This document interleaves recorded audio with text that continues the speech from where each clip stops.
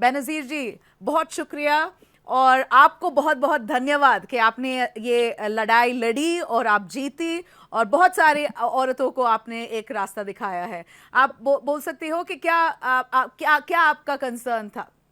आप यंग हो, एक्टिव हो, खूबसूरत हो और आपके हस्बैंड ने तलाक के हसन के दौर से वो बेसिकली प्रैक्टिस को फॉलो करके आपको तलाक दे दिया 3 महीने के अंदर अंदर। मतलब आपका कोई वर्जन लिया नहीं है, वो खुद से ही दे दिया और निकल पड़े। And you got stuck with all your basic formalities for your children. आप थोड़ा एक्सप्लेन कर सकती है कि हुआ क्या है, हुआ क्या था? Thank you so much. Actually में 2000 अप्रैल 2022 को मुझे तलाक हसन का पहला नोटिस मिला था, जिसमें मेरे हस्बैंड के सिग्नेचर नहीं थे, वो एक एडवोकेट के थ्रू था। सेम उन्होंने रिपीट तलाक हसन के अप्रैल 2022, मई 2022 एंड जून 2022 में 3 लेटर उन्होंने भेजे जो यूनिलेटरल थे।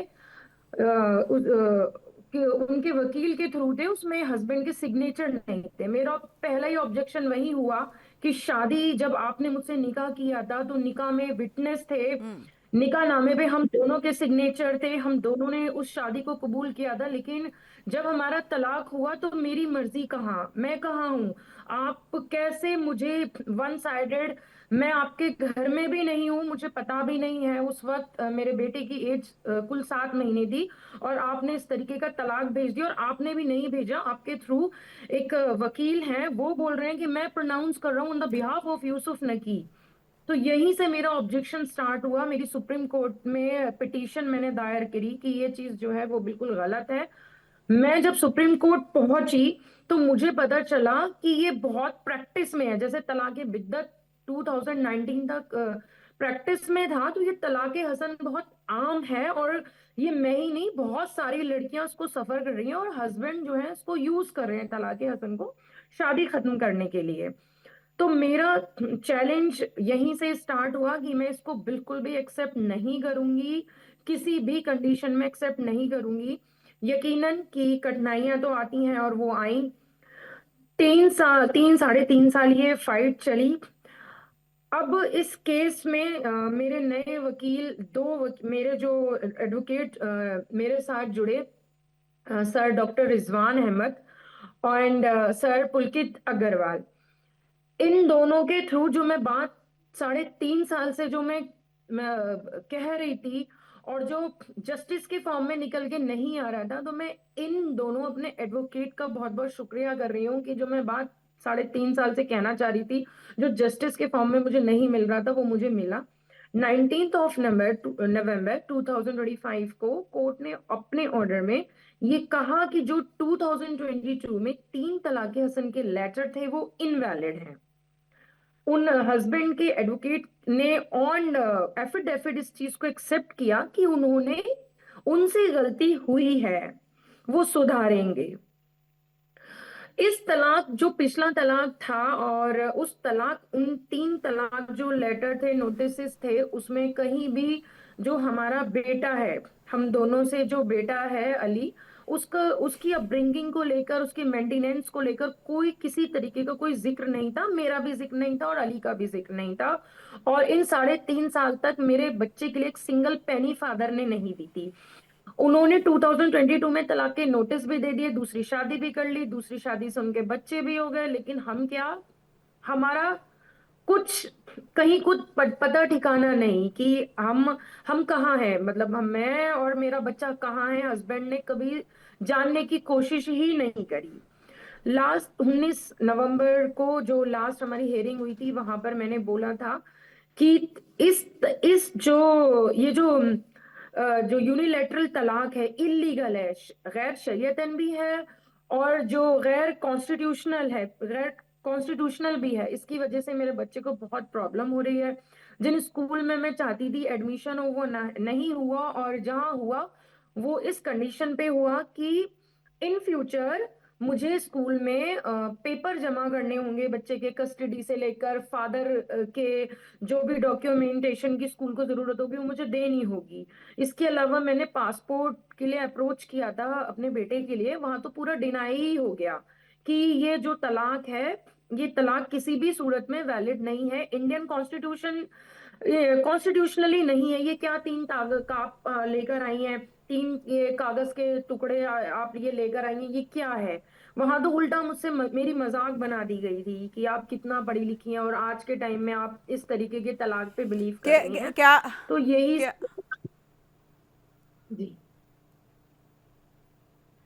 क्या आपके जो कौम से आपको बहुत बुरा भला कहा कि आप ऐसी सुप्रीम कोर्ट गई और आपने लड़ाई की, ऐसे आपके फैमिली ने या आपके खानदान ने कुछ बुरा भला कहा है आपको? नहीं मैम, मैं आज इस स्टेज पे पहुंची हूँ और जो जो भी मुझे जस्टिस मिला है तो मेरी फैमिली का फुल सपोर्ट है। मेरी फैमिली में मेरे ब्रदर, मम्मी, पापा है, उनका फुल सपोर्ट है। उन्होंने परवाह नहीं करी किसी खानदान की, किसी कम्युनिटी की। उन्होंने कहा कि नहीं, ये हमारी बेटी के साथ गलत हुआ है तो वो हम उसके लिए फाइट करेंगे। तो मेरी फैमिली की तरफ से कोई प्रेशर नहीं था, बल्कि वो मेरे साथ खड़े हुए थे कि गलत के खिलाफ आपको खड़ा होना है। इवन मेरे फादर की ये वर्डिंग थी कि आपको ना दूसरी लड़कियों के लिए भी बेटा काम करना है। आज भी जब ये हेयरिंग खत्म हुई, अली को जो रिलीफ बिल्कुल। मिला है, तब भी मेरे फादर के यही वर्ड थे कि आपकी वजह से पता नहीं कितनी लड़कियों और बच्चों की जिंदगी संभलेगी इस देश में। तो ये सिर्फ अकेली मेरी बात नहीं है। यहाँ पे हिंदुस्तान में मैम, आप लोअर कोर्ट से लेकर सुप्रीम कोर्ट तक पता करिए, बहुत ऐसी मुस्लिम लड़कियां हैं जो इन यूनिलेटरल जो पर्सनल लॉ पे बेस्ड तलाक है उससे प्रॉब्लम में जूझ रही हैं, जो बच्चे हैं जिनको इस तरीके से बेघर फादर ने कर दिया। यहाँ मैं अकेली नहीं हूँ। तो ये आज ये एक रिलीफ बेनजीर हिना या उसके बेटे को नहीं है, ये तमाम कम्युनिटी की जितनी लड़कियां हैं, ये रिलीफ उन सबको भी मिलेगा, उन सबके लिए है।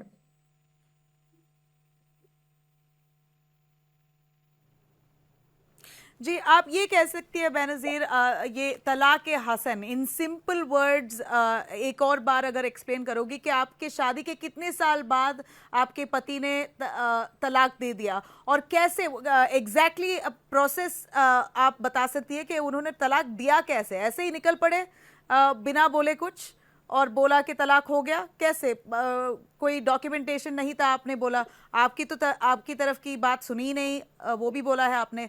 मगर कितने साल बाद, शादी के कितने साल बाद ये हुआ है? मैम, साल आपने बोल दिया, शादी के सिर्फ 11 महीने बाद 25 दिसंबर 2020 को शादी हुई है। 7 दिसंबर 2021 को उन्होंने अपने घर से मुझे और अली को निकाला है और रात के समय निकाला है। तो मैं अपने पेरेंट्स के घर आई। उसके आने के बाद 10 दिन के बाद मेरी गॉल स्टोन की क्यों सर्जरी हुई निकाला है। था? क्यों निकाला था? क्या कुछ लड़ाई हो गई थी?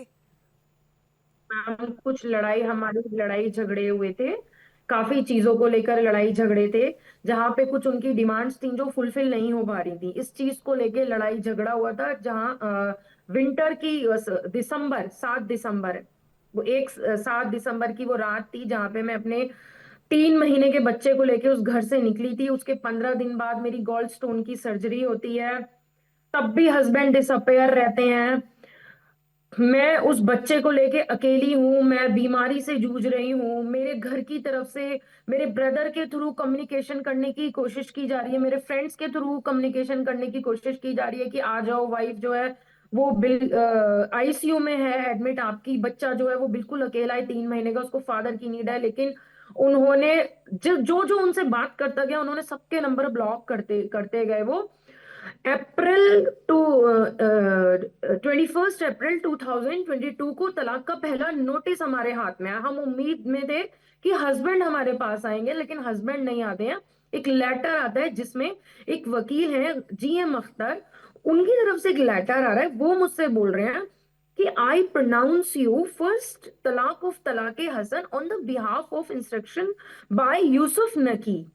हमें ये कैसा तलाक है, कौन सा तलाक हसन है कि ये जीएम अख्तर प्रोनाउंस हमको कर रहे हैं और यूसुफ के बिहाफ पे कर रहे हैं। शादी जो करी है वो यूसुफ ने करी है, मुझे तलाक जो प्रोनाउंस कर रहा है वो जीएम अख्तर कर रहा है। पूरे तलाकनामे में 18 पेज का तलाकनामा था, उस पे यूसुफ के सिग्नेचर नहीं थे।